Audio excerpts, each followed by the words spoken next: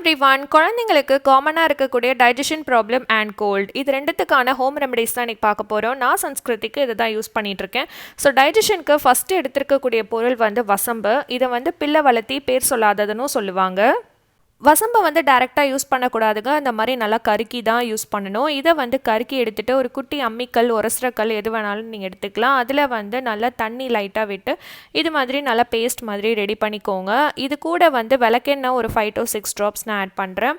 So ஹீட்னாலக்குள்ளே நம்மளுக்கு digestion problem வரலாம். அதனால தான் இந்த விளக்கெண்ணெய் வந்து ஆட் பண்ணுறது. இதை நல்லா மிக்ஸ் பண்ணி குழந்தைங்களோட தொப்புளில் வந்து தடவி விட்டுருங்க.